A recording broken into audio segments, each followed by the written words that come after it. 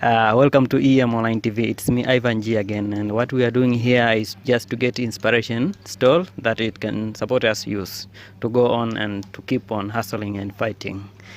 And today we get amazing chance to meet with Mr. Gray from Panama, the Central America. Yeah, I think we need to know a lot of things from him. Mr. Gray, just welcome to EM Online TV. Just a bit I want to know about yourself. So my name is Adriano Gray. I'm from Panama, but I was born in Berkeley, California in the United States. Lived there for the first 5 years of my life on a houseboat. Lived on a boat in the Berkeley Marina. And then when I was 5, officially moved over to Panama in Central America. My family's business is a non-for-profit organization called Geoversity, and we do work with youth, community development, lots of nature conservation. We have a 4,500 hectare rainforest preserve in Panama, where we work with scientists from Harvard University, Stanford, local communities, indigenous, all about developing a connection with people and nature, involving business and science as well. And I just finished high school recently. I'm 19, and I'm on my gap year now, and I thought it'd be cool to do something a bit different, so I came over to SINA, and I'll be spending 6 months in Uganda. Yeah. I think that is really good. And you said that your family have a biggest organization. So maybe I want to know why you came here in Africa. Well, what I want to do in life is community development in impoverished areas, developing nations.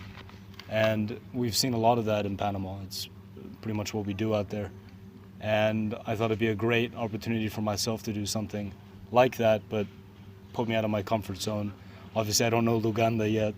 I've never been to Africa before, so it's a pretty different experience. But again, I see a lot of the same patterns with the stuff we've been working on in Panama. So it's an opportunity to do something that's at the same time familiar, but completely alien, and hopefully, grow as a person in the progress. Yeah. Yeah, that is nice. I've been observing and realizing that most of the people, especially from America, Europe, and you come here in Africa and you say that you came for learning. Why it is not other continent? Maybe you can move from America to Europe or to other developing country and you come in Africa. Well, I mean, Africa was never really on my radar in terms of a place I was intending on going to. It just sort of happened. I mean, one day my dad mentioned to me, he got an email from Etienne, and they were thinking about doing a collaboration between Geoversity and SINA. And he just mentioned to me, hey, do you want to go to Uganda? And it sounded like, a great idea. It's one of those things where you don't want to think about it for too long. You just think, okay, you know what, I'm going. And we decided it over breakfast that morning, and then that was the plan. I had been trying to find something for my gap year. Originally, I was planning of doing sort of a month in Mexico, and then another month in Belize, and sort of jumping all over the place with different organizations and stuff. But then I thought it would make more sense to do something a bit more intensive. So that's how Uganda showed up. 6 months here, I think is going to be a great learning experience. But yeah, why not go to other places?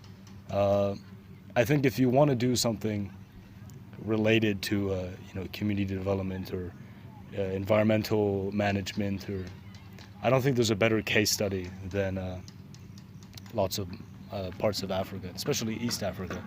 I find it to be very interesting with Lake Victoria and this sort of close proximity of countries that all have very different cultures, yet at the same time it's a sort of shared community feeling.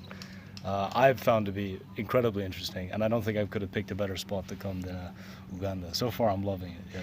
Yeah, I think that is really amazing. And also, what is most interesting, I believe, we learn in history. We learn about the Panama Canal. Yeah. That canal which connects within Atlantic Ocean, and and also in your studies, are you learning also African history?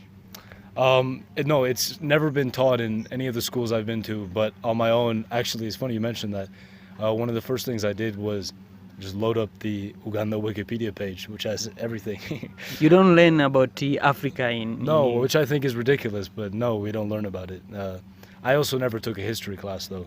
I took British A levels and GCSEs, which is a system that lets you choose your classes, and I chose biology, English, and English literature, and geography. So I didn't get to study much history, but it's taught a little bit, but I don't think enough. No.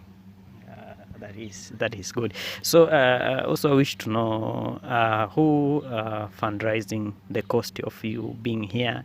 It's your parents, your government, or yourself? No, I'm lucky. It's my parents for now. Yeah. That is very nice.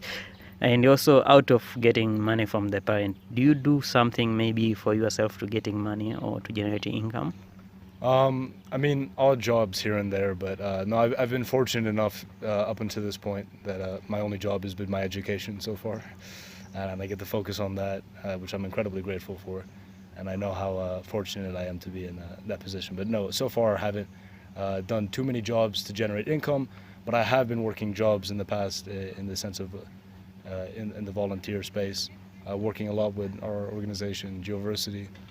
For a while I was the social media manager and doing stuff like that, but for money, no, not much. That is real nice.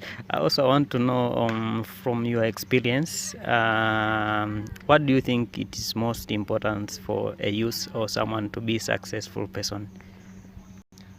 For a youth, I would say the most important thing, and there was a study in university about this, but what's the real difference between the people that succeed in university and higher education and the people that don't in terms of grades? And the main thing, it's pretty simple, is just the people that succeed want to learn. You know, they have a innate curiosity. And I think if you can build that and you can create a sort of love relationship with learning, where, you know, for me, I've discovered that what I find to be most fun is learning. I mean, and there's learning in many different forms. You know, I could go to a restaurant for the first time, try some different food, and now I'm suddenly learning about a different culture. It doesn't have to be in a classroom. But if you latch on to that pursuit of knowledge, your options are pretty much limitless. You can do whatever you want at that point. Yeah, I would say yeah. So being curious, I think, is the best thing that youth could do, for sure. That is amazing. Do you have a girlfriend? No, not anymore. No. Okay, that is really nice. No, I'm open to options in Uganda if anybody wants to hit me up, but no. Okay, yeah, but yeah, it is, yeah. But also, I want to know one of the things which is really trending, I think, for the few years is Panama. Mm-hmm. Panama Canal, and also I do know that most of us we see this canal on the videos on the photos, but how that canal was very supportive, especially for your country and also for you use is generating income. Yeah. So the canal is Panama's main economic generator besides tourism. And it's a pretty interesting history. I can get into it if you want. I mean, originally it was the French tried building it, and that failed horribly. It went absolutely terribly. They had huge dengue infections because they couldn't control the mosquitoes. Thousands of people died. It's actually that area where the canal is built has the highest mortality rate in history in that little area. I mean, it's crazy the amount of people who lost their lives during the construction. And then it's from the French, the United States took over, and they developed a system of locks where the main problem was they needed to get it from the Atlantic to the Pacific, but there was a difference in water levels. So they pretty much, one of the original ideas was to just blow a bunch of dynamite through this area, and then that proved to be much too difficult. So they built this series of locks where the boat enters. Let's say this is first of all, they made a giant artificial lake called Lake Gatun. It was huge forest, and then they just filled it with water. Now it's an underwater forest. You can go there on boat. You snorkel underneath, and you see all the trees. They're still rooted, but they're all underwater. It's pretty cool. But yeah, they made the giant artificial lake. But the problem was that the lake's water level was up here, and then where the boats needed to go, it was down here. So they built a set of locks, the Panama Canal locks, where a boat enters, they close the locks, water goes down, and then they can exit. And it's a series of these. It's like a step, pretty much, where the water level goes down. And it was a massive undertaking. It's one of the most impressive engineering feats of all time. And there's, a real bloody history with it. The U.S. was occupying it for a long time in Panama, and it was called the Canal Zone, which is actually where I lived for a long time in Panama. Now it's no longer managed by the U.S. But this Canal Zone kind of acted as a sort of, whatever you want to call it, a foreign part of the United States. Panamanians weren't allowed inside unless it was for official business or they were working there or something. So there was a lot of real rough politics back in the day. And then after a series of real student protests, and there was a growing resentment towards the United States, eventually it was handed over to the Panamanian government in around 2001.